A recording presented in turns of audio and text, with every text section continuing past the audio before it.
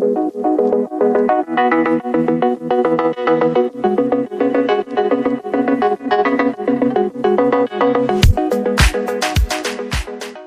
Everyone and welcome to Utter Study point.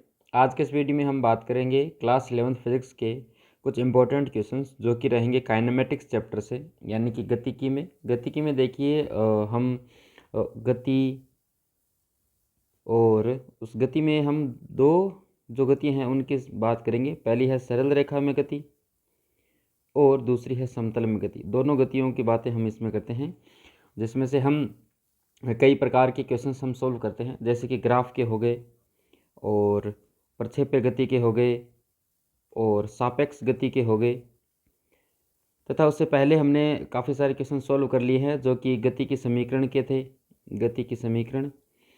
और उससे पहले हमने सोल्व किए थे जिसमें हमने औसत चाल वगैरह ज्ञात करना सीखा था कि किस प्रकार ज्ञात करते हैं, यानी जो इम्पोर्टेंट जहाँ से क्वेश्चंस बनते हैं उन क्वेश्चंस को हमने सोल्व किया था। आज के इस वीडियो में हम कुछ सवाल करेंगे जो कि ग्राफ से रिलेटेड रहेंगे, यानी कि वी या फिर एक्स या फिर ए ग्राफ जो है उससे संबंधित जो भी हमें सवाल मिलेगा उसको हम क्या करेंगे, सॉल्व करेंगे। तो चलिए स्टार्ट करते हैं सबसे पहले सवाल से। सवाल है कि दिए गए एक्स वक्र के लिए ज्ञात कीजिए। ए है विस्थापन। तो विस्थापन की जब मैं बात करूं तो देखिए एक्स और टी यानी विस्थापन और समय में ही क्या है, ग्राफ है, दूरी और समय में। यहाँ से हमने स्टार्ट किया था t0 पर पहले 20 था, फिर t4 पे कितना हो गया, 40 हो गया। 40 के बाद फिर वापस अगर हम 4 सेकंड और देखें तो यहाँ रहा है 40 पर रहा है, और फिर 8 से 12 पर जब देखा गया तो उसकी स्थिति क्या हो गई, 0 हो गई। यानी कि स्थिति पहले 20 से शुरू हुई थी और 0 पे हो गई। तो फाइनल स्टेट माइनस क्या हो जाएगी, पहली स्टेट, यानी कि 20। यानी कि इसका जो विस्थापन है वो कितना हो जाएगा, विस्थापन हो जाएगा, परिणाम की बात करेंगे, सिर्फ और सिर्फ परिमाण की बात करेंगे तो वो हो जाएगा 20 मीटर। नेक्स्ट ये पूछ रहा है कि इसकी दूरी कितनी होगी। तो देखिए पहले स्थिति इसकी 20 पर थी, 20 से हुई 40, ठीक है, 40 फिर स्थिर रहा, 40 से फिर कहाँ पे आई, वापस 20, 20 से फिर कितनी आई, 0 हो गई। तो 20 से 40 गया, ये कितनी डिस्टेंस तय करी इसने, 20, तो ये होगी इसकी 20। और फिर ये 40 से 0 आया, मतलब कितनी डिस्टेंस तय की इसने, 40, यानी टोटल दूरी इसकी कितनी हो जाएगी, दूरी हो जाएगी इसकी 20 प्लस 40 यानी कि 60 मीटर। फिर अगला कह रहा है कि किस क्षण पर औसत वेग 0 होगा। तो देखिए औसत वेग शून्य के लिए अगर हम बात करें कि हमने माना कि जहाँ पर देखिए यहाँ पर ये x है और इस समय पर और इस समय के बीच इसकी स्थिति बदल नहीं रही है, स्थिति बदल नहीं रही है, इसका मतलब है कि इसका विस्थापन कितना हो गया है, विस्थापन 0 हो गया है। तो जब विस्थापन 0 हो गया है तो औसत वेग यानी कुल विस्थापन बटा कुल समय भी कितना हो जाएगा, 0 हो जाएगा। तो कुल विस्थापन 0 है, अतः अब जहाँ पर कण विराम अवस्था में होगा वहाँ पर क्या हो जाएगा, वेग 0 होगा। 4 से 8 के बीच, 4 से 8 सेकंड के बीच औसत वेग कितना होगा, इसका 0 होगा। फिर कह रहा है दूरी समय वक्र भी बनाइए। इसका अगर मैं दूरी समय वक्र बनाऊं तो ठीक है, चलिए बनाते हैं इसका दूरी समय वक्र। शुरुआत हमने कहाँ से की, 20 से। चलिए ये समय होगा 4, 8 और ये 12, ये 4, ये 8 और ये 12। पहले स्थिति 0 पर 20 पे, फिर 4 पे स्थिति उसकी हो जाएगी 40 पे, फिर 8 पे स्थिति उसकी कितनी हो जाएगी, 40 पे। तो दूरी की जब मैं बात करूँगा, दूरी, ठीक है। तो अब देखिए यहाँ से इसने दूरी तय की, 20 से 40 तक गया ये, ठीक है। 40 पर इसकी स्थिति वही रुकी रही, दूरी भी क्या हो गई, रुक गई। फिर ये क्या करता है कि जब नीचे आ रहा है इसका मतलब वापस आ रहा है, लेकिन दूरी के मामले में ये अभी भी आगे जा रहा होगा। और इसका मान हमने कैलकुलेट किया, टोटल कितना आया था, ये यहाँ से यहाँ तक है 60 मीटर। तो ये 12 सेकंड में कितना चल पाता है, 60 मीटर डिस्टेंस ट्रेवल कर लेता है, ठीक है। तो यहाँ से यहाँ तक इसकी क्या हो जाएगी, ये इसका ग्राफ हो जाएगा दूरी का। फिर बढ़ते हैं अगले सवाल पे। नेक्स्ट सवाल कह रहा है कि दिए गए वी टी वक्र के लिए ज्ञात कीजिए पहला है विस्थापन। तो वीटी वक्र का जो एरिया होता है वही हमें क्या देता है, विस्थापन देता है। तो इसका हम क्या करेंगे, यहाँ पर क्षेत्रफल ज्ञात कर लेंगे। इसका क्षेत्रफल कितना हो जाएगा, तो ये एक त्रिभुज है, तो 1/2 आधार का मान कितना है 0 से लेकर 5 तक, 1/2 इंटू आधार गुणा ऊंचाई कितनी है इसकी 10 है। यहाँ से कितना मान आ गया इसका मान आ गया 25 और मीटर में। ठीक है, फिर अगर यहाँ से देखा जाए तो ये आधार कितना है 5 से लेकर 8 के बीच में आधार है, 1/2 इंटू आधार कितना हो गया 3, और ऊंचाई कितनी है। अब देखिए ऊंचाई का मान यहाँ पर हमें गिवन नहीं है, तो हम क्या करेंगे, पहले ऊंचाई ज्ञात करेंगे, है ना, कि भाई ये किस वेग तक ये गया होगा। तो वेलोसिटी की जब मैं बात करूँ तो स्टार्टिंग में वेलोसिटी कितनी है 10 है, तो u का मान कितना हो गया 10 मीटर प्रति सेकंड, और t सेकंड यानी कि 8 सेकंड में, t बराबर 8 सेकंड में उसका वेग कितना होगा। तो चलिए उसके लिए मुझे पहले त्वरण ज्ञात करना होगा। त्वरण एक सीधी रेखा है, तो त्वरण कैसा रहेगा कांस्टेंट, तो यहाँ से मैं त्वरण ज्ञात कर लेता हूँ।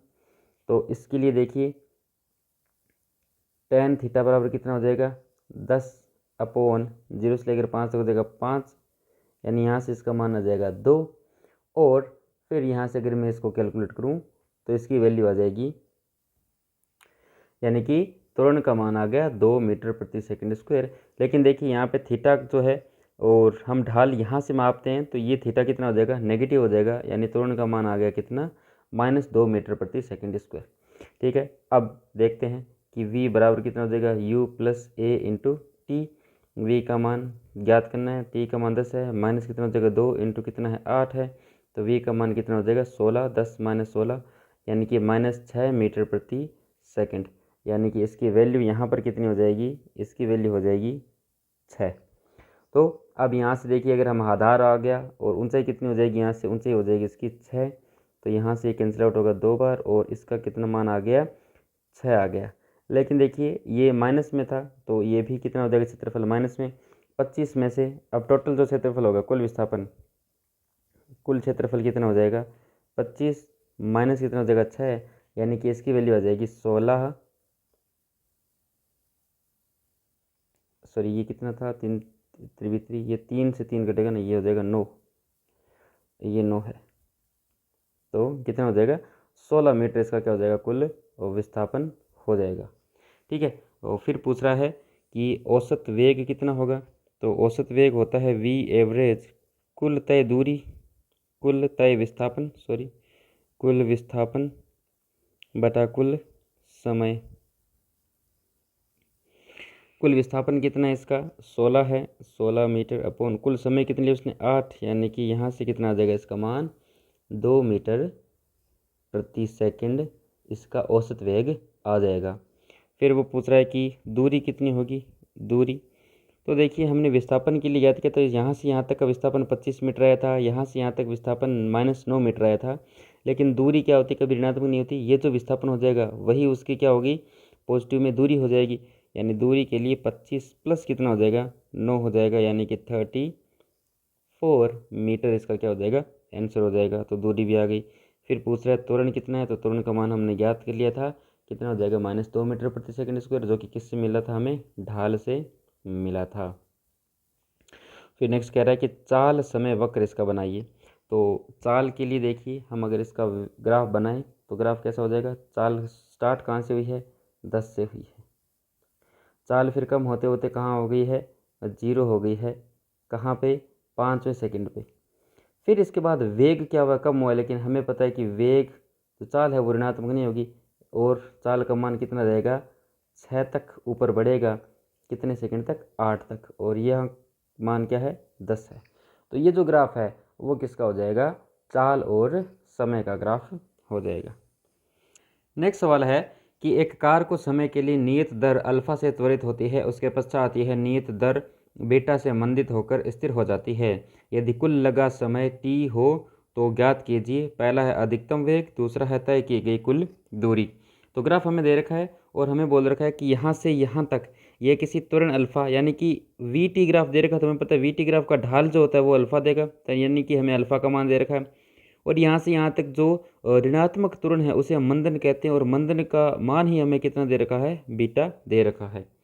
तो देखिए यहाँ से अगर मैं ढाल निकालूँ तो अल्फ़ा बराबर क्या हो जाएगा, अल्फ़ा ढाल क्या टेन थीटा, यानी कि अल्फ़ा बराबर टेन थीटा बराबर कितना हो जाएगा, लंब बटे आधार। लंब का मान कितना है, वी मैक्स अपॉन में आधार कितना है, T1 है। ठीक है, फिर बीटा का मान कितना हो जाएगा, लंब बटे आधार, लंब का मान कितना है, वी मैक्स अपॉन कितना हो जाएगा, T2 हो जाएगा। तो यहाँ से T1 बराबर कितना हो जाएगा, वी मैक्स अपॉन अल्फ़ा, और T2 हो जाएगा यहाँ से वी मैक्स अपॉन बीटा। अब देखिए टोटल समय जो है वो हमें कितना दे रखा है, टी दे रखा है, यानी दोनों का योग किसके बराबर हो जाएगा, टी के बराबर हो जाएगा, V max upon alpha plus V max upon beta बराबर किसके हो जाएगा, टी के। और यहाँ से वी मैक्स कॉमन ले लेता हूँ, अंदर बच गया अल्फ़ा बीटा, ऊपर कितना बच गया, बीटा प्लस अल्फ़ा बराबर कितना हो जाएगा, टी। यानी यहाँ से वी मैक्सिमम का मान कितना हो जाएगा, T into alpha beta upon कितना हो जाएगा, अल्फ़ा प्लस बीटा। ठीक है, ये मान आ जाएगा। फिर यहाँ से फिर अगला पूछा हमसे, तय की गई कुल दूरी, इतना मान आ गया। तय दूरी कितनी हो जाएगी, तय दूरी यानी कि यहाँ से यहाँ तक का कुल जो विस्थापन है, कुल जो क्षेत्रफल है वो क्या हो जाएगा, उसका तय दूरी हो जाएगी। तो यहाँ से यहाँ तक विस्थापन, इसमें देखूँ तो 1/2 आधार गुणा ऊंचाई। ठीक है, तो विस्थापन के लिए यहाँ से देखूँ तो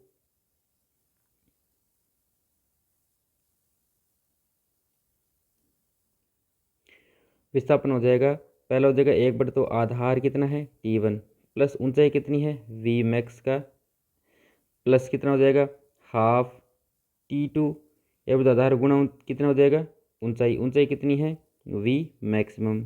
ठीक है, इन दोनों को जोड़ते हैं तो हाफ बाहर ले लेता हूँ मैं कॉमन, वी मैक्सिमम भी कॉमन ले लो, अंदर क्या बचता है, T1 प्लस T2 का मान। T1 प्लस T2 का मान कितना हो जाएगा, V max into T1 plus T2 तो हो गया टी।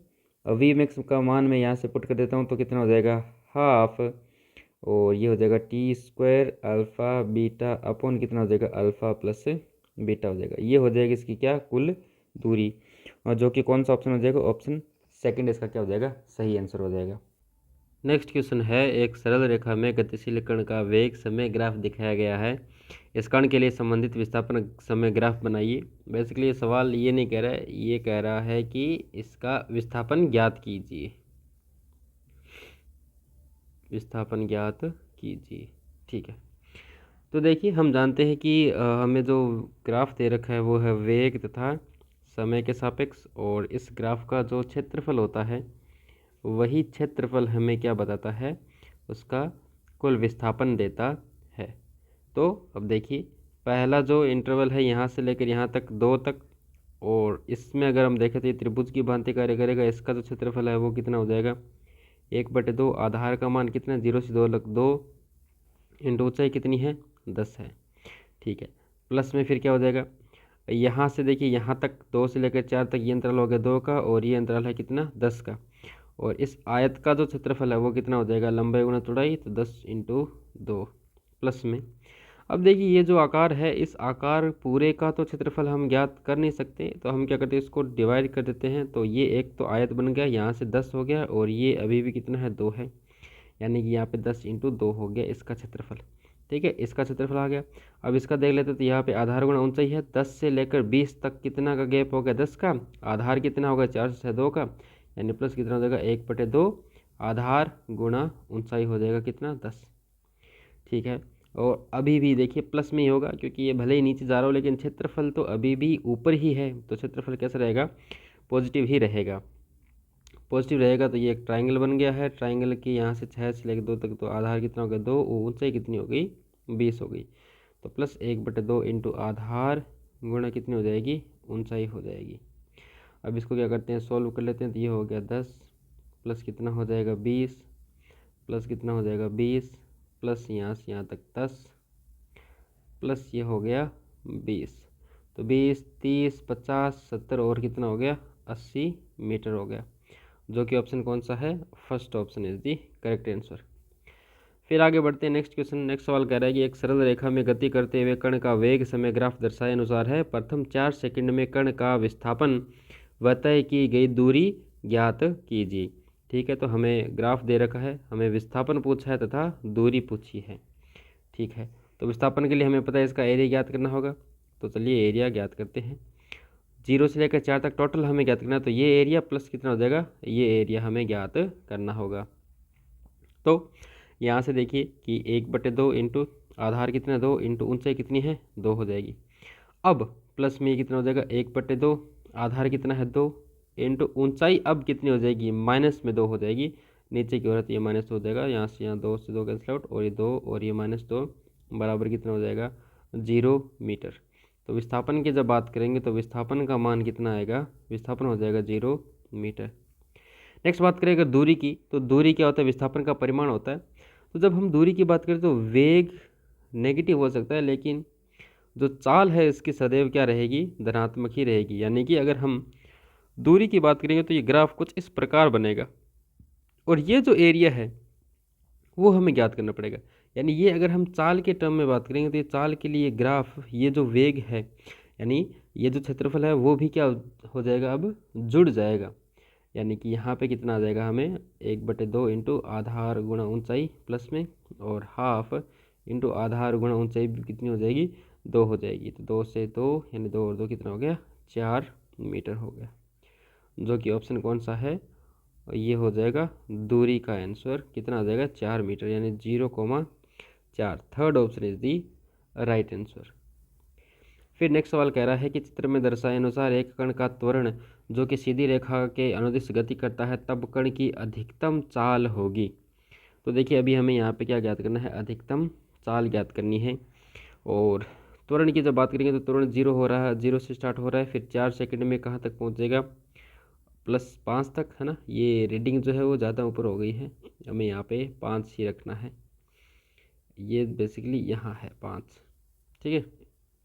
और यहाँ से यहाँ तक कितना हो गया, ये 4 हो गया, फिर 5 क्या है कांस्टेंट है। अभी फिर त्वरण क्या हुआ है 0 हुआ है, त्वरण 0 हो रहा है तो वेग क्या हो जाता है नियत हो जाता है, यानी कि यहाँ से यहाँ तक अभी भी वेग क्या है समान है। फिर त्वरण कैसा हो गया नेगेटिव हो गया, त्वरण नेगेटिव होने का मतलब है यहाँ पे क्या है -5 है, त्वरण नेगेटिव होने का मतलब वेग में क्या हो रही है कमी हो रही है। तो जब अधिकतम की बात करें तो त्वरण यहाँ से यहाँ तक बढ़ रहा था, अभी भी यहाँ पे त्वरण धनात्मक है और यहाँ पे 0 हो जाएगा, यानी यहाँ तक इसका जो वेग है वो बढ़ रहा होगा, और उसके बाद त्वरण कितना हो जाएगा 0 हो जाएगा, यानी नियत वेग हो जाएगा। तो 0 से लेकर 8 सेकंड तक, 0 से लेकर 8वें सेकंड तक क्या हो रहा होगा, वेग में वृद्धि हो रही होगी। यानी जो समय है वो कितना लेना होगा, हमें 8 सेकंड ले लेंगे। तो अगर हम बात करें v बराबर u प्लस ए टी की, तो प्रारंभिक वेग क्या करें, कण का त्वरण जो कि एक सीधी रेखा के अनुदिश गति से तब कण की अधिकतम चाल होगी। तो प्रारंभिक वेग हम विराम से लेते हैं कि भाई ये जब त्वरण 0 है या फिर एकदम 0 से स्टार्ट हो रहा है, तो v बराबर ये 0 हो गया, प्लस a की जब बात करेंगे तो a यहाँ से यहाँ तक जो त्वरण है वो कितना हो जाएगा, वो हो जाएगा 5 इंटू टी कितना हो जाएगा यहाँ पे 8 हो जाएगा। तो ये v का जो मान है वो कितना हो जाएगा 40 मीटर प्रति सेकंड हो जाएगा, ठीक है। तो ये पहला तरीका है जिसमें हम ये कर सकते हैं, और आंसर कितना आ रहा है 40, लेकिन ये आंसर क्या है गलत है। अब देखिए हुआ क्या, क्योंकि हमने जो v बराबर u प्लस ए टी है ये कब लगा सकते हैं, जब त्वरण क्या रहे नियत रहे, त्वरण क्या रहे नियत रहे। यानी कि डायरेक्ट जो त्वरण व नियत वाली बात है ये इस ग्राफ से क्या हो रही है असंतुष्ट हो रही है, त्वरण लगातार बढ़ रहा है, त्वरण नियत नहीं है तो गति के समीकरण लगा नहीं सकते। हालांकि हमें पता है कि जो त्वरण का और जो समय का वेग का जो क्षेत्रफल है वो हमें क्या देता है वेग देता है। तो हमें यहाँ तक का क्या ज्ञात करना होगा, क्षेत्रफल ज्ञात करना होगा। यानी कि पहले क्षेत्रफल कितना हो जाएगा 1/2 इंटू आधार कितना है 4 इंटू ऊंचाई कहाँ तक पहुँचेगा 5, प्लस में कितना हो जाएगा आधार कितना है 4 है इंटू ऊंचाई कितनी यहाँ पे 5 है, तो आयत का ये हो गया क्षेत्रफल। यहाँ से क्षेत्रफल देखा तो ये 10 हो गया, प्लस ये कितना हो गया 20, यानी कि इसका आंसर जो है वो कितना होगा 30 मीटर प्रति सेकंड ही होगा, यानी कि third option is the correct answer.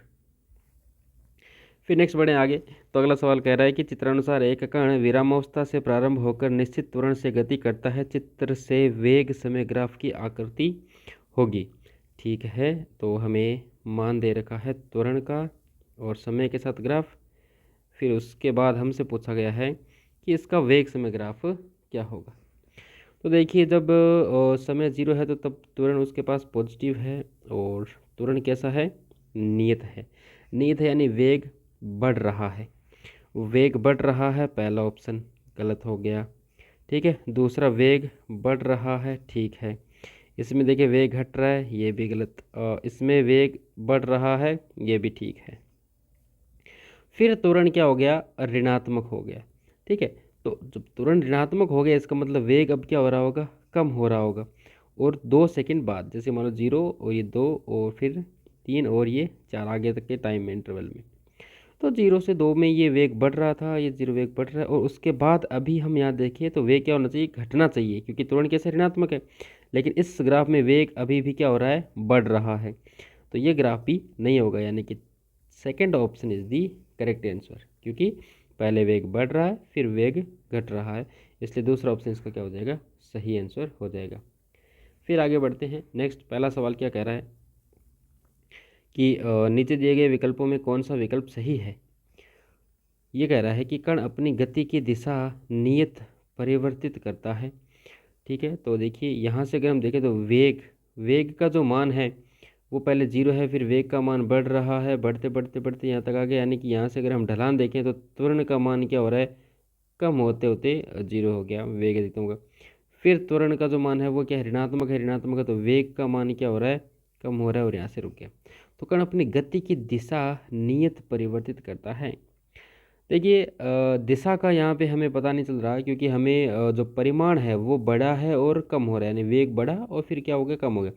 त्वरण भी क्या है, ऋणात्मक ऋणात्मक हो गया, तो वेग जो कण है वो 0 हो गया, यानी कि 0 होके फिर वेग पॉजिटिव हुआ है, पॉजिटिव से कम, यानी दिशा इसने नहीं बदली है। यानी कि ये कथन क्या है इसका, गलत है, क्योंकि वेग बढ़ा है और वेग कम हो गया। तो एक दिशा में चल रही थी गाड़ी, तेज चली फिर धीरे हो गई, तो एक दिशा में चल रही है।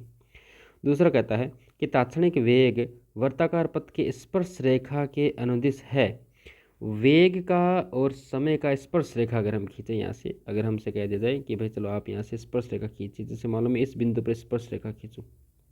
ठीक है, तो ये स्पर्श रेखा अगर मैं देखा जाए तो ये स्पर्श रेखा क्या करती है, लाइन बनाती है जिसका कुछ ढाल होगा। और हमें पता है कि वेग समय ग्राफ का ढाल त्वरण देता है, ना कि वेग की जानकारी देता है। वेग तो इसका हर एक बिंदु बता रहा है, हमें स्पर्श रेखा खींचने की ज़रूरत नहीं है। तो सेकंड ऑप्शन भी क्या है, गलत है।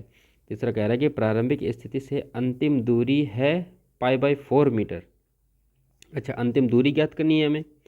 तो दूरी ज्ञात करने के लिए हमें एक चीज़ पता है कि जो वेग वाला ग्राफ है वो हमें क्षेत्रफल क्या करना होगा, इसका जोड़ना होगा। तो इसका अगर हम क्षेत्रफल देखें तो टोटल जो क्षेत्रफल होता है इसका यहाँ से लेकर यहाँ तक का, वो कितना हो जाएगा, तो πr² होता है इसका कंप्लीट एरिया एक पूरे सर्कल का। लेकिन ये जो सर्कल है वो आधा है, यानी कि πr²/2 हो जाएगा। आर की जब बात करूँ तो 0 से लेकर यहाँ तक आर का मान कितना रहेगा, 1 सेकेंड रहेगा, यानी यहाँ पे 1 आएगा, यानी ये हो जाएगा π/2 मीटर, जो कि ये भी क्या है, गलत है। फिर कह रहा है कि पहले 2 सेकंड के लिए औसत चाल का मान है π/4 मीटर प्रति सेकंड। चाल के लिए हमें क्या करना होगा, यहाँ पे जो वेग है उसका हमें अलग पूरा टोटल मान ज्ञात करना पड़ेगा। तो अगर हम देखें यहाँ पे कि जो दूरी है वो उसने तय कितनी की थी, π/2 मीटर ना। यहाँ से यहाँ तक जो 0 से 2 सेकंड में कुल दूरी है वो हमने क्षेत्रफल से ज्ञात कर ली, कितनी आ गई, π/2 मीटर। और समय कितना दे रखा है हमें, समय दे रखा है 2 सेकंड। तो चलिए हम जानते हैं कि औसत जो चाल होती है, औसत चाल वो बराबर होती है कुल तय दूरी और बटा क्या हो जाएगा, कुल समय। कुल दूरी कितनी है, π/2 है, और समय कितना है, 2 सेकंड है, यानी कि π/4 मीटर प्रति सेकंड इसका क्या हो जाएगा, मान हो जाएगा। यानी fourth option is the correct answer हो जाएगा यहाँ पे। फिर बढ़ते हैं नेक्स्ट अगले क्वेश्चन पे। अगला सवाल क्या कह रहा है, वेग समय ग्राफ के लिए सही विकल्प का चयन करें। पहला कह रहा है कि चाल पहले घटती है फिर बढ़ती है। तो वेग की जब बात करेंगे तो यहाँ पे ढाल कैसा है, ढाल अभी भी क्या है, पॉजिटिव है, यानी तुरंत धनात्मक, यानी कि वेग बढ़ रहा है, वेग बढ़ रहा है और फिर क्या हो गया, 0 हो गया। लेकिन देखिए वेग बढ़ रहा है किस दिशा में, नेगेटिव दिशा में। और चाल की जब बात करें तो चाल का जो वेग का परिमाण है, वेग का परिमाण है ना, वो हमें क्या देता है, चाल। तो अगर मैं इसकी बात करूँ यहाँ से सिर्फ और सिर्फ परिमाण करूँगा तो ये 10 हो जाएगा, फिर ये 6 होगा, फिर यहाँ पे कितना हो जाएगा, 0। तो बेसिकली देखा जाए तो 10 से कितना हुआ है मान, 0 हुआ, यानी चाल घट रही है। तो चाल पहले घटती है, सही बात है, फिर बढ़ती है, फिर 0 से क्या हो गई होगी, कहीं किसी बिंदु पर 10 हुआ है तो 0 से चाल वापस क्या हुई है, बड़ी है, तो पहली बात सही है। अगली भी देख लेते हैं। चाल निरंतर बढ़ती जाती है, नहीं, चाल पहले घटती है फिर बढ़ती है। फिर कह रहा है कि चाल पहले बढ़ती है फिर घटती नहीं, पहले बढ़ नहीं रही, बेसिकली पहले चाल घट रही, क्योंकि समय आगे बढ़ते रहेंगे उस हिसाब से हम देखेंगे। फिर कह रहा है चाल लगातार घटती जाती है, नहीं, ये बात भी गलत है, यानी कि जो फर्स्ट ऑप्शन है वही हमारा क्या है, सही आंसर है। फिर अगला सवाल कहता है कि गतिमान कण का विस्थापन समय ग्राफ जैसा कि चित्र में दिखाया गया है, बिंदु पर कण का तात्क्षणिक वेग ऋणात्मक होता है, यानी कि इस बिंदु पर हमें जो त्वरण है वो क्या होगा, ऋणात्मक। तो जो विस्थापन और समय का ग्राफ दे रखा है, वहाँ से हमें सबसे पहले वेग का जो मान है वो कैसे ज्ञात करते हैं, वो हम ज्ञात करते हैं उसके ढाल से, यानी कि स्लोप से। ठीक है, तो स्लोप अगर सी पे मैं देखूँ तो सी से एक स्पर्शरेखा खींचते हैं। सी से अगर मैं एक स्पर्शरेखा खींचूँ तो कुछ इस प्रकार रहेगी, है ना। और इसको मैं थोड़ा सा रिटेंस कर दूँ,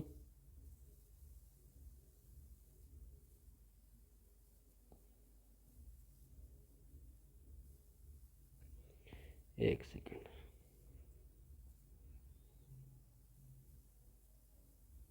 ये हो जाएगा ना। तो ये स्पर्श रेखा देखिए, यहाँ से एक्स एक्सिस थीटा इसका क्या है, पॉजिटिव है, यानी इसका ढाल क्या है, धनात्मक है। तो वेग भी कैसा होगा, पॉजिटिव होगा। और हमें क्या चाहिए, तात्क्षणिक वेग ऋणात्मक, तो सी पॉइंट तो होगा नहीं। फिर बात करें डी पॉइंट की, तो डी पॉइंट पे स्पर्श रेखा ढाल का मान क्या आ रहा है, ढाल 0 आ रहा है, यानी ये तो इसके समांतर हो गई, 0 हो गया, तो वेग भी कितना हो जाएगा, 0 हो जाएगा। फिर बात करें अगर ई की, तो ई बिंदु पर देखिए यहाँ से स्पर्श कुछ इस प्रकार रेखा हो जाएगी, और ये स्पर्श रेखा कुछ यहाँ से निकलेगी इस प्रकार, है ना, जो कि बहुत आगे तक जाएगी, मिलेगी। लेकिन जब हम एक्स एक्सिस से देखेंगे तो ये थीटा काफ़ी ज़्यादा है, और ये कितना मान मिलेगा हमें, जो टेन थीटा है इसका मान मिलेगा नेगेटिव, क्योंकि 90 से ज़्यादा हो गया मान तो नेगेटिव मान मिलेगा। एफ के लिए बात करें तो एफ के लिए अभी भी ये क्या रहेगा, पॉजिटिव रहेगा, यानी बिंदु ई के लिए इसका तात्क्षणिक वेग कैसा रहेगा, ऋणात्मक रहेगा। फिर बात करते हैं नेक्स्ट क्वेश्चन की, तो विरामावस्था में प्रारंभ होकर एक वस्तु 5 सेकंड में 10 मीटर प्रति सेकंड के एक समान त्वरण से गति करती है तथा अगले 10 सेकंड के दौरान एक समान वेग से गति करती है। वस्तु द्वारा तय की गई कुल दूरी ज्ञात करो ग्राफ विश्लेषण का उपयोग करते हुए। चलो भाई, हम क्या बनाते हैं, इसका ग्राफ बनाते हैं।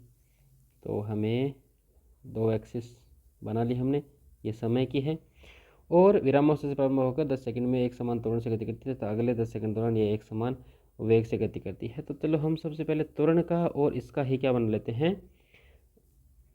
ग्राफ बना लेते हैं। त्वरण कह रहा है कि एक वस्तु 5 सेकंड में 10 मीटर प्रति सेकंड स्क्वायर के एक समान त्वरण से गति करती है।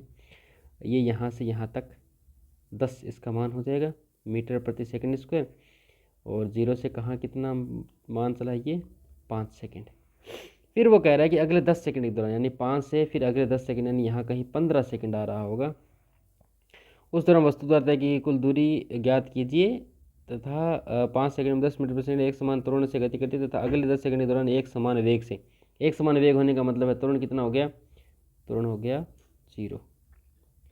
यहाँ से यहाँ तक आता है, तो उसने बोला है कि उसके द्वारा तय की गई कुल दूरी ज्ञात कीजिए। दूरी के लिए तो हमें पता है कि जो वेग समय ग्राफ है उसका हमें क्या करना होगा, क्षेत्रफल ज्ञात करना होगा। तो यहाँ से हमें इस पहले त्वरण समय से हम क्या करेंगे, वेग समय ग्राफ बनाएंगे। 0 से 5 और फिर 5 से 15 हो गया, ये हो गया समय, और यहाँ पे हम दर्शाएंगे क्या, वेग। ठीक है, तो त्वरण के लिए देखिए यहाँ से यहाँ तक वेग का मान क्या हो रहा है, जो क्षेत्रफल हम देखेंगे यहाँ से धीरे धीरे धीरे क्षेत्रफल का मान क्या हो जाएगा, बढ़ता रहेगा, यानी कि त्वरण कैसा पॉजिटिव, यानी वेग बढ़ेगा। और विरामावस्था से शुरू होकर तो वेग कुछ यहाँ तक बढ़ेगा, और वेग का मान कितना हो जाएगा वो देखने के लिए देख लिया, हम जानते हैं वी बराबर क्या हो जाएगा, you plus A into T होगा। वी का मान, यू तो 0 है, और वी का मान कितना हो जाएगा, ए का मान त्वरण है 10 इंटू समय कितना लगेगा उसे 5, यानी 50 तक ये मान पहुँच जाएगा, 50 मीटर प्रति सेकेंड। फिर वो नियत वेग से चल रहा होगा कहाँ तक, 15 सेकंड तक चल रहा होगा, यानी कि ये ग्राफ यहाँ से इस प्रकार बन जाएगा। अब हमें क्या चाहिए, दूरी चाहिए। दूरी के लिए इसका हम क्या करेंगे, पूरा एरिया ज्ञात कर लेंगे। इसका एरिया ज्ञात करेंगे तो ये कितना हो जाएगा, 1/2 आधार कितना है 5 इंटू ऊंचाई कितनी हो जाएगी 50, और यहाँ से देखिए तो ये मान हो जाएगा कितना 125। और प्लस यहाँ से इसका एरिया निकालेंगे तो ये कितना हो जाएगा, यहाँ से यहाँ तक 10 हो जाएगा और ये हो गया 50, यानी कि प्लस में कितना हो जाएगा 50 × 10 यानी 500। तो इसका जो मान होगा वो कितना हो जाएगा 625 मीटर हो जाएगा कुल आंसर 625। तो हमने पहले त्वरण वाला ग्राफ बनाया, फिर वेग का ग्राफ बनाएंगे और वहाँ से हम उसका एरिया ज्ञात करेंगे, विस्थापन का मान ज्ञात कर लेंगे। फिर नेक्स्ट सवाल क्या कहता है, नेक्स्ट सवाल कह रहा है कि कण सरल रेखीय पथ पर गति करता है जिसका ग्राफ निम्न प्रकार से दिया गया है, तो कण का कुल विस्थापन होगा। कुल विस्थापन पूछा है हमसे। तो अगर हम देखें 0 से लेकर पहले वो बढ़ा है 1 तक, फिर 1 से वापस क्या आया है 0 तक आया है। तो अगर जब विस्थापन की बात करेंगे तो इस समय दौरान हमें तो विस्थापन समय ग्राफ दे रखा है, तो कुछ समय क्षण के लिए विस्थापन पहले बढ़ा है, फिर विस्थापन क्या हो गया वापस 0 हो गया। 2 सेकंड के लिए जितना भी समय दर दे रखा है ये समय तो वापस क्या आ गया 0 आ गया, यानी कि 0 है। ये तो ग्राफ से देख के पता चल रहा है। विस्थापन पूछा है, विस्थापन का ग्राफ दे रखा है, विस्थापन समय बाद कितना हो गया 0 हो गया ये तो विस्थापन का मान भी क्या हो जाएगा 0 हो जाएगा। फिर नेक्स्ट बढ़ते हैं अगले क्वेश्चन पे। अगला सवाल क्या कह रहा है कि चित्र में प्रदर्शित स्थिति समय ग्राफ के लिए ज्ञात कीजिए। पहला है की गई कुल दूरी, स्थिति समय ग्राफ है। तो दूरी के लिए देखेंगे तो स्थिति में परिवर्तन 0 से पहले हुआ 40, तो ये कितना चल गया 40 चल गया, है ना। दूरी की बात करें ना, कुल दूरी की। फिर 40 से ये कहाँ आया 0, दूरी तो जुड़ेगी, प्लस कितना चला 40। फिर ये 0 से कहाँ गया 20। अब भले ही -20 में गया हो लेकिन दूरी के लिए विस्थापन का तो रोल ही नहीं है, तो कहाँ कितना चला 20 चल गया। फिर 20 से ये वापस कहाँ आया 0, अभी भी कितना चला ये 20 चल गया। तो दूरी तो क्या हो गई टोटल पथ की लंबाई हो जाएगी। तो 40 40 80 प्लस कितना हो जाएगा 40, यानी कि 120 मीटर इसका क्या हो जाएगा मान हो जाएगा 120 मीटर। दूसरा कह रहा है कुल विस्थापन। तो कुल विस्थापन देखिए पहले 0 से 40 चला है, फिर 40 से क्या हुआ 0, तो वापस आया उल्टा तो 40, और ये क्या हो जाएगा -40। फिर -20 और फिर -20 से वापस कहाँ आया 0, यानी प्लस कितना हो जाएगा 20। तो इन दोनों का जो टोटल करेंगे 40 में से 40 गया, 20 में से 20 गया, यानी कितना आ गया 0 मीटर। यानी विस्थापन का मान कितना हो जाएगा, विस्थापन हो जाएगा इसका 0 मीटर। फिर कह रहा औसत चाल। औसत चाल यानी कुल तय दूरी, चाल औसत चाल यानी कुल तय दूरी बटा कुल समय। तो कुल दूरी कितनी चली है वो 120 मीटर बटा समय कितना लगा उसे यहाँ से यहाँ तक आने में 6, यानी कि 20 मीटर प्रति सेकंड इसका क्या हो जाएगा औसत चाल हो जाएगी। और इसका मान कितना हो जाएगा 20 मीटर प्रति सेकंड। औसत वेग क्या होता है कुल तय विस्थापन बटा कुल समय, विस्थापन कितना 0, तो औसत वेग भी कितना हो जाएगा 0 मीटर प्रति सेकंड हो जाएगा। इस प्रकार हम इसका आंसर लिख देंगे। फिर नेक्स्ट सवाल क्या कह रहा है, नेक्स्ट सवाल कह रहा है कि 2 बच्चे ए व बी अपने विद्यालय ओ से लौटकर अपने अपने घर क्रमशः पी तथा क्यू को जा रहे हैं। उनके स्थिति समय ग्राफ चित्र में दर्शाए गए हैं, नीचे दिए कोष्ठकों से सही प्रविष्टियों को चुनिए। देखिए इस सवाल में थोड़ा सा करेक्शन है। ये यहाँ पे इस प्रकार है कि ये लिखा है A/B और यहाँ A/B, ठीक है। फिर यहाँ पे भी A/B है और यहाँ A या B है, फिर यहाँ A या B है और यहाँ अभी भी A या B है, फिर A और B और ये 2 ऑप्शन हैं यहाँ पे इस प्रकार, ठीक है। तो ग्राफ हमें दे रखा है विस्थापन का और समय के सापेक्ष A और B के लिए। अब ये कह रहा है A या B की तुलना में A या B विद्यालय से निकट रहता है। ये हमें बताना है कि कौन किसकी तुलना में निकट रहता है। ऑप्शन क्या क्या रहेगा पहले में, तो निकट रहने का मतलब ये है कि जिसका घर नज़दीक हो। तो P और Q दोनों क्या है घर है, तो P घर किसका है, P घर है A का, A का घर है जो कि पास में है यहाँ पे, और Q है यानी कि A B की तुलना में पास रहता है, तो B की तुलना में A विद्यालय के निकट रहता है। तो पहले आएगा B और फिर क्या आ जाएगा A आ जाएगा फर्स्ट वाले ऑप्शन में, ये आंसर सही रहेगा। तो B की तुलना में A विद्यालय के निकट रहता है। फिर कह रहा है A या B की तुलना में A या B विद्यालय से पहले चलता है। अब पहले कौन चल रहा है, देखिए पहले चलने के लिए इसने T बराबर 0 पर पहले आगे कदम बढ़ा लिया है, यानी कुछ विस्थापन तय किया, ये अभी भी रुका हुआ है, इसका विस्थापन अभी भी 0 है। तो पहले कौन चला है A है, तो दूसरे में भी क्या होगा B की तुलना में A विद्यालय से क्या चलता है पहले चलता है। फिर ऑप्शन थर्ड क्या कह रहा है A या B की तुलना में A तेज चलता है। तेज चलने के लिए हमें क्या चाहिए वेग चाहिए, और स्थिति जो स्थितियाँ विस्थापन के समय का जो ढाल है वो हमें क्या देता है वेग देता है। तो अगर थीटा की बात करें तो थीटा ज़्यादा किसका B का, यानी B का वेग जो है वो क्या है तेज है। यानी कि ए की तुलना में बी के तेज चलता है। तो तीसरे में क्या हो जाएगा, ए की तुलना में बी तेज चलता है। फिर कह रहा है कि ए और बी घर एक ही समय या भिन्न भिन्न समय पर पहुंचते हैं। समय की जब बात करेंगे तो यहाँ से देखिए इस समय घर पहुंच रहे हैं, तो और समय क्या हो रहा है, एक ही समय लग रहा है, यानी कि एक ही यहाँ पे क्या हो जाएगा, सही ऑप्शन हो जाएगा, एक ही समय पर वो दोनों पहुंच रहे हैं। फिर लास्ट ऑप्शन क्या कह रहा है कि ए सड़क पर बी से एक बार या दो बार आगे हो जाता है। आगे की जब बात करेंगे, देखिए ए पहले चलता है और चल रहा होता है विस्थापन तय करे, लेकिन बी थोड़ा लेट आता है लेकिन तेज चलता है, और यहाँ पर देखा जाए तब बी क्या हो रहा है, ए से आगे हो रहा है ना, यहाँ पे आगे हो जाएगा, क्योंकि ये जो स्लोप है यहाँ से कट करके अब दोनों की यहाँ पे स्थिति सेम है, लेकिन यहाँ पे विस्थापन इसका ज़्यादा है, विस्थापन इसका कम है, और यहाँ पे विस्थापन इसका ज़्यादा हो जाएगा, क्योंकि समय समान है, समान समय में इसको ज़्यादा जल्दी पहुँचना है, तो बी क्या करेगा, इसको एक बार क्या करेगा, पार करेगा, एक बार। इस प्रकार हम क्या करते हैं, इस सवाल को सोल्व करते हैं। फिर नेक्स्ट सवाल क्या कह रहा है कि एक कण सरल रेखा में चित्र में प्रदर्शित वेग समय ग्राफ के अनुसार गति करता है, तब गणना कीजिए। पहला है कुल तय की गई दूरी की। तो दूरी के लिए अगर हम गणना करें तो क्या चाहिए, हमें पूरा क्षेत्रफल चाहिए और सभी क्षेत्रफल जोड़ देंगे, क्योंकि दूरी के लिए हमें सिर्फ परिमाण से मतलब है।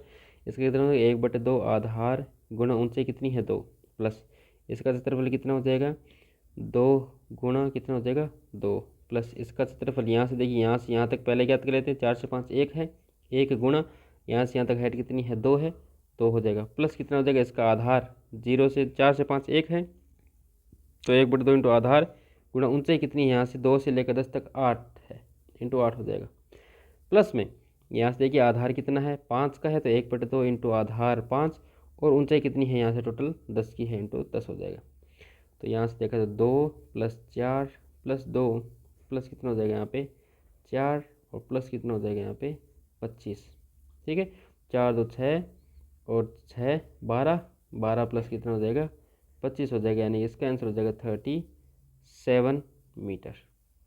कितना हो जाएगा 37 मीटर इसका हो जाएगा आंसर। फिर कह रहा है औसत चाल। औसत चाल क्या होती है, कुल तय दूरी बटा कुल समय। कुल समय यहाँ 0 से लेकर कहाँ तक लगेगा 10 तक, तो इसमें कितना भाग लग जाएगा 10 का लग जाएगा, यानी 3.7 मीटर प्रति सेकंड इसका क्या रहेगा, मान रहेगा। औसत चाल आ गया। कुल तय दूरी। ग्राफ के किस भाग में कण का त्वरण अधिकतम है, इसका मान भी ज्ञात कीजिए। वेग समय ग्राफ दे रखा है और त्वरण का मान पूछा है, तो वेग समय ग्राफ का त्वरण जो होता है वो ढाल देता है, यानी ढाल से हमें पता चलता है। अब ढाल tan थीटा क्या होता है, tan थीटा होता है, अब यहाँ से ढाल कैसे देखेंगे, कोण का तो मान हमें पता नहीं है, लेकिन त्रिभुज से हम ये देखते हैं tan थीटा जो होता है वो होता है लंब बटे आधार, लंब बटे आधार। तो इसका जिस मान ज़्यादा होगा और तो उसका मान क्या रहेगा ज़्यादा। तो यहाँ पे देखिए लंब कितना हो जाएगा 2 हो जाएगा, बटे आधार कितना है 2। ठीक है, यहाँ से अगर इस त्रिभुज में देखें तो लंब कितने का हो जाएगा 8 का, और आधार कितने का 1 का। तो यहाँ से जो मान है यानी बी से लेकर सी तक का जो मान है वो क्या रहेगा, हमें ज़्यादा मान मिलेगा, अधिकतम त्वरण रहेगा, पॉजिटिव त्वरण। यहाँ से तो क्या हो जाएगा नेगेटिव त्वरण रहेगा, यानी कि त्वरण का मान अब नेगेटिव हो गया, इसलिए इस बिंदु पर क्या रहेगा, हमें अधिकतम मान मिलेगा। कहाँ से कहाँ तक, बी से लेकर सी तक, इसका मान भी कितना रहेगा 8 मान मिल जाएगा। ठीक है, फिर नेक्स्ट सवाल क्या कह रहा है कि मंदन कितने का होगा। तो मंदन देख लीजिए, मंदन के लिए ऋणात्मक जो त्वरण है यानी ढाल नेगेटिव है, इसका जब हम मान ज्ञात करेंगे इसका मान कितना हो जाएगा 1/2 आधार गुणा ऊंचाई, इसका थीटा tan थीटा, ये थीटा कितना हो जाएगा, लंब कितना है यहाँ से यहाँ तक 10 बटे आधार कितना है 5 ले 10 तक 5 का, तो लंब बटे आधार 5 यानी कि 2 हो जाएगा, 2 मीटर प्रति सेकंड स्क्वायर इसका क्या हो जाएगा आंसर हो जाएगा। तो यहाँ पे हमें मंदन मिल जाएगा कितना 2 मीटर प्रति सेकंड स्क्वायर, इसकी वैल्यू आ जाएगी, क्योंकि ये जो tan थीटा है वो हम निकालेंगे, और ये tan थीटा जो है वो हमें ये लंब बटे आधार इसका मान दे देता है।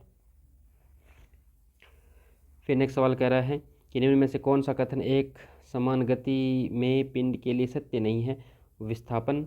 तो विस्थापन की जब बात करेंगे तो ये कह रहा है कि समय के साथ साथ विस्थापन क्या है, नियत है। सही हो सकता है, विस्थापन नियत हो सकता है, क्योंकि जब कण गति ना करे तो विस्थापन क्या उसका फिक्स हो गया। फिर ये कह रहा है कि एक ही समय पर अलग अलग विस्थापन, क्या एक ही समय पर एक वस्तु अलग अलग जगह हो सकती है, नहीं हो सकती है ना। और दोनों 1 और 2 तो ये भी नहीं है, इनमें से कोई नहीं, ये वाली बात भी नहीं है। यानी दूसरा जो ग्राफ है वो क्या है, सत्य नहीं है। अच्छा, अब जरा सवाल को ध्यान से देखें तो सवाल क्या कह रहा है कि निम्नलिखित में से कौन सा कथन एक समान गति के लिए, यानी गति हो रही है ना, गति हो रही है तो विस्थापन तो डेफिनेटली क्या होगा, बदलेगा, विस्थापन नियत नहीं हो सकता, यानी ये भी क्या है, सत्य नहीं है। यानी दोनों ए और बी, यानी third option is the correct answer यहाँ पे हो जाएगा, क्योंकि ये विस्थापन नियत होगा। हालांकि ग्राफ अगर देखा जाए, अगर हमें ये एक समान गति नहीं दी जाती तो कोई भी ग्राफ अगर वाई एक्सिस पे एक बिंदु से ज़्यादा बार कटता है तो वो अमान्य होता है। यहाँ पे तो अनंत बार कट रहा है तो ये तो अमान्य वैसे हो जाएगा, चाहे विस्थापन हो चाहे वेग हो, कुछ भी हो, ये तो हमेशा अमान्य रहेगा। बात इसकी थी, तो गति के लिए विस्थापन क्या नहीं हो सकता, नियत नहीं हो सकता। फिर आगे बढ़े, नेक्स्ट क्वेश्चन क्या कह रहा है कि पिंड की गति का वेग समय ग्राफ नीचे दर्शाया गया है। गति के दौरान पिंड द्वारा तय की गई कुल दूरी के लिए हमें पता है कि क्या करना होगा, इसका क्षेत्रफल ज्ञात करना होगा वेग समय ग्राफ का। तो यहाँ से 1/2 आधार कितना है भाई, ओ से लेकर डी तक, इंटू ऊंचाई कितनी है, डी से लेकर ए तक, है ना। और इसका क्षेत्रफल कितना हो जाएगा, प्लस डी इंटू ई, और इंटू कितना हो जाएगा, बी इंटू ई, है ना, यहाँ से यहाँ तक, या फिर ए से लेकर डी भी इसको हम बोल सकते हैं, डी से लेकर ए तक इसका मान भी हो जाएगा। प्लस आधार 1/2 इंटू आधार कितना है, ई से लेकर सी तक, और इंटू कितना हो जाएगा, ऊंचाई डी से लेकर बी तक, ये ऊंचाई कहाँ से कहाँ तक हो जाएगी, डी से लेकर ए तक हो जाएगी। तो डी से लेकर ए तक का जो मान है वो क्या कर सकता हूँ मैं यहाँ पे कॉमन ले सकता हूँ, 1/2 इंटू ये जो मान हो गया वो कितना हो गया, डी ओ डी, प्लस कितना हो जाएगा, डी इंटू ई, प्लस कितना हो जाएगा, हाफ ई इंटू सी, और बाहर मैंने लिख दिया कितना, डी इंटू ए हो गया, है ना। डी से लेकर ए तक का मान, हमें ये जो ऑप्शन है वो मैच करने हैं। तो इन ऑप्शन का बात देखते हैं। इन ऑप्शन में ए से लेकर डी तक, ए से लेकर डी 1/2 इंटू आधार, plus B into E into O C, O से लेकर सी तक का मान। चलो यहाँ से देखते हैं, ओ डी ए का मान आ गया, डी से लेकर ए तक का मान आ गया, ठीक है। ओ से लेकर सी तक का मान चाहिए, ए प्लस बी और इंटू बी ई, है ना। ये क्या है, डी ई है, तो डी ई वाला मान किसके बराबर हो जाएगा, ए इंटू बी के बराबर हो जाएगा, ठीक है। तो अब अगर नेक्स्ट हम देखें ओ से लेकर सी तक, तो ओ से लेकर सी तक प्लस ए से लेकर बी तक इंटू कितना हो जाएगा, ए से लेकर डी तक। तो ए से डी ऑप्शन आ गया यहाँ पे। और यहाँ पे अगर हम बात करें तो देखो 2 से गुणा करें, अगर इसको अगर 2 से गुणा कर दूँ मैं, तो ये कितना हो जाएगा, ओ डी प्लस कितना हो जाएगा, डी ई इंटू कितना हो जाएगा 2, प्लस कितना हो जाएगा, ई इंटू सी। ओ डी यानी ओ से लेकर डी तक, और डी ई यानी डी से लेकर ई तक, प्लस ई सी हो गया, ई से लेकर ओ से लेकर सी तक हो गया, लेकिन एक डी ई बच जाएगा, तो ओ से लेकर सी तक प्लस कितना हो जाएगा, एक डी ई। ये डी ई सामने है किसके, ए बी के, यानी ये किसके बराबर हो जाएगा, ओ सी प्लस ए बी, और इनटू बाहर क्या है, डी ए है, या फिर इसको ए डी भी लिख सकते हैं, और बाहर क्या है, हाफ बच गया। यानी कि ऑप्शन थर्ड क्या हो जाएगा, इसका करेक्ट आंसर हो जाएगा।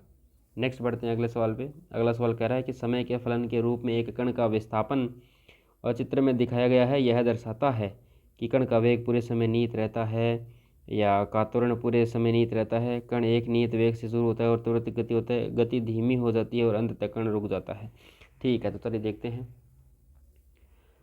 हमें विस्थापन और समय में ग्राफ दे रखा है। कण का वेग पूरे समय नियत रहता है, तो देखिए विस्थापन में परिवर्तन आ रहा है, विस्थापन का जो ढाल है वो बार बार बदल रहा है, यानी वेग तो नियत नहीं है। दूसरे का त्वरण पूरे समय नियत रहता है, जब वेग नियत नहीं है, वेग बदल रहा है, और यहाँ पे स्थिति क्या हो गई, नियत हो गई, स्थिति नियत हो गई, यानी वेग क्या हो गया, 0 हो गया। तो पहले वेग बदल रहा था, फिर वेग 0 नियत हो गया, यानी त्वरण पहले कुछ रहा होगा, फिर क्या हो गया, 0, यानी त्वरण भी क्या नहीं है, नियत नहीं है। फिर कह रहा कण एक नियत वेग से शुरू होता है और त्वरित होता है। वेग की जब बात करें तो वेग तो क्या हो रहा है, घट रहा है। ढाल जब देखा जाए तो ढाल धीरे धीरे क्या हो रहा है, इसमें घट रहा है, यानी वेग घटते घटते क्या हो गया, 0 हो गया। तो त्वरित तो नहीं हो रहा है, मंदित हो रहा है। गति धीमी हो जाती है और अंत एक कण रुक जाता है, जो कि सही बात है, क्योंकि विस्थापन क्या हो गया, फिक्स हो गया, नहीं तो हो गया, यानी कि वेग का जो यहाँ से ढाल देखेंगे फिर यहाँ ढाल देखेंगे, ढाल का मान कम होते होते क्या हो गया, ढाल 0 हो गया, यानी वेग क्या हो जाएगा, रुक जाएगा। तो ये जो स्थिति है वो क्या है, एग्जैक्टली सही है। फिर नेक्स्ट सवाल क्या कहता है कि एक कण दूरी समय वक्र दर्शाता है, जैसा कि इस चित्र में दर्शाया गया है। इस कण की अधिकतम तात्कालिक चाल इस बिंदु के आसपास है। अधिकतम चाल हमसे पूछा है, तो डिस्टेंस के लिए दे रखा है, तो हमें क्या ज्ञात करना होगा, इसकी ढाल ज्ञात करनी होगी। ए से ढाल देखें तो ये ढाल होगी, इसका मान तो 0 हो गया। और बी के लिए ढाल देखें तो बी के लिए ढाल ये हो गई, ठीक है। फिर सी के लिए ढाल देखें तो सी के लिए ढाल का मान हमें कुछ इस प्रकार मिलेगा, यहाँ से यहाँ तक, ठीक है। और डी के लिए ढाल देखें तो डी के लिए ढाल हमें मिलेगी ये मान।